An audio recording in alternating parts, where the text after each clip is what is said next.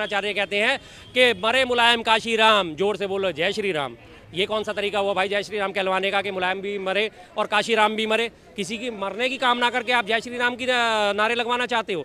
पता और हिंदू राष्ट्र बन जाएगा उसके बाद में हमें क्या फ़ायदा हो जाएगा, या हिंदुओं को स्पेशल क्या फ़ायदा हो जाएगा, कोई बता पाएगा?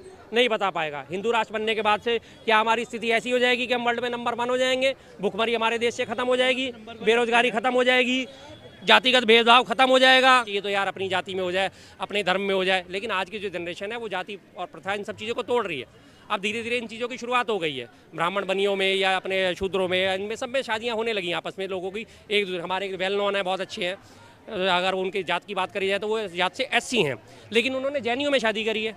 जैनी भी तैयार थे और वो भी तैयार थे, कोई दिक्कत नहीं। इस तरह से वो क्यों? क्योंकि दोनों फैमिली पढ़ी लिखी हैं। जिनकी बेटी है उनकी भी फैमिली पूरी तरह पढ़ी लिखी है। उनके जो लड़की है उसके जो पापा थे वो गेस्टेड ऑफिसर रिटायर हुए हैं दिल्ली सरकार से। और जो लड़के वाले हैं जैन फैमिली जिनकी मैं बात कर रहा हूँ, वो भी अच्छे खासे पढ़े लिखे हैं। बिल्कुल दोनों फैमिली पढ़ी लिखी थी, तो दोनों ने एक दूसरे को पसंद करा, उन्होंने किसी चीज़ में कोई आपत्ति नहीं दर्ज कराई।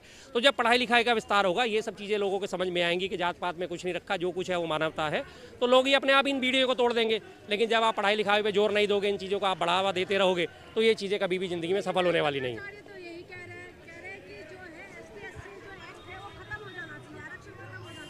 जी। आरक्षण की स्थापना किस लिए करी गई थी? जो समाज में दबे कुचले लोग हैं उनका उत्थान हो सके, उनको उनका बराबरी का स्थान मिल सके। धीरे धीरे ये सब चीज़ें हम काफ़ी हद तक हम करने में कामयाब भी रहे हैं। पहले आप याद होगा आपको मैला ढोने की प्रथा थी। कुछ एक खास जाति के लोग जो है सिर पे मैला ढोते थे लोगों का। मैला मतलब गंदगी, बिल्कुल। वो उनके घर जाते थे, जाके उनके टोकरे में डाल के और उसके ऊपर राख डाल के कहीं इधर उधर कूड़े के ढेर में वो फेंक के आते थे। धीरे धीरे इन सब चीज़ों के ऊपर बंद करा गया, इन पर प्रथा पे रोक लगाई गई। तो जाहिर सी बात है इन सब चीज़ों पर रोक कब लगी? जब जागरूकता फैली। और हमारे महात्मा गांधी जी साफ साफ कहते थे अस्पृश्यता ईश्वर के प्रति मानवता के प्रति अपराध है। तो ये सब चीज़ें दूर करने के लिए जो रही बात रामभद्राचार्य की, उन सब चीज़ों की, तो ये लोग सिर्फ कहते हैं, ये सब कुछ नहीं करते। ये उनके दिमाग में ये सब चीज़ें भरी पड़ी हैं।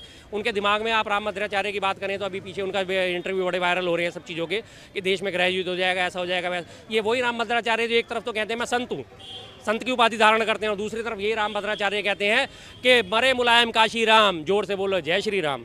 ये कौन सा तरीका हुआ भाई जय श्री राम कहलवाने का कि मुलायम भी मरे और काशी राम भी मरे? किसी की मरने की कामना करके आप जय श्री राम की नारे लगवाना चाहते हो?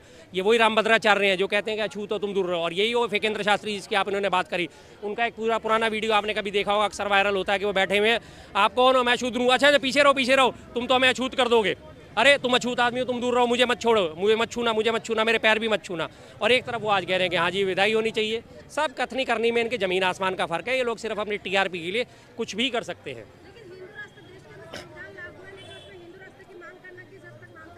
गलत है, 100% गलत है। अगर खालिस्तान की मांग करना 100% गलत था और उसके बाद अगर मुस्लिम राष्ट्र की मांग करना 100% गलत है, तो हिंदू राष्ट्र की मांग करना भी 100% गलत है। जो भारत का संविधान है, भारत की पूरी भौगोलिक स्थिति, राजनयिक स्थिति और जातिगत स्थिति देख के बनाया गया था। 140 करोड़ की जनसंख्या में 100 करोड़ हिंदू है तो 40 करोड़ बाकी लोग भी हैं, 25 करोड़ मुसलमान भी हैं, 3 करोड़ सिख भी हैं। कल को हर कोई खड़ा हो जाएगा, मेरा राज्य अलग दो, मेरा राज्य अलग दो, तो क्या ये पॉसिबिलिटी हो पाएगी? जो 568 रियासतों को जोड़ के हमारे भारत के निर्माण कराया गया था 1947 में, वो फिर से दोबारा खंड खंड हो जाएगा। तो इसी सब चीज़ों को ध्यान में रखते हुए उस वक्त के हमारे जो इतने बड़े बड़े महानुभाव थे, इतने बड़े बड़े महाज्ञानी लोग थे, उन्होंने इसी की परिकल्पना करी कि हमारा देश धर्मनिरपेक्ष रहे, किसी भी एक धर्म को प्रमोट ना करा जाए, लेकिन प्रत्येक धर्मवासी को, धर्मानुयायी को ये अधिकार दिया गया कि वो अपने धर्म की जो है स्थापना कर सके, अपने धर्म के बारे में प्रचार प्रसार करके। इस चीज़ पे कहीं कोई रोक नहीं है। आप करिए, खूब करिए, कोई रोक नहीं है इसमें। नहीं बन सकता और बनना भी नहीं चाहिए। और दूसरी बात ये मैं बार बार लोगों से सवाल पूछता हूँ, मुझे इसका जवाब नहीं मिलता। हिंदू राष्ट्र अभी हमारा देश नहीं है, हमें नुकसान क्या है? कोई इसके बारे में बता पाएगा? कोई नहीं बता पाता। और हिंदू राष्ट्र बन जाएगा उसके बाद में हमें क्या फ़ायदा हो जाएगा, या हिंदुओं को स्पेशल क्या फ़ायदा हो जाएगा, कोई बता पाएगा? नहीं बता पाएगा। हिंदू राष्ट्र बनने के बाद से क्या हमारी स्थिति ऐसी हो जाएगी कि हम वर्ल्ड में नंबर 1 हो जाएंगे, भुखमरी हमारे देश से खत्म हो जाएगी, बेरोजगारी खत्म हो जाएगी, जातिगत भेदभाव खत्म हो जाएगा, या हमारी जो है कर्जा देश के ऊपर जो है वो खत्म हो जाएगा, सभी बेरोजगारों को नौकरी मिल जाएगी?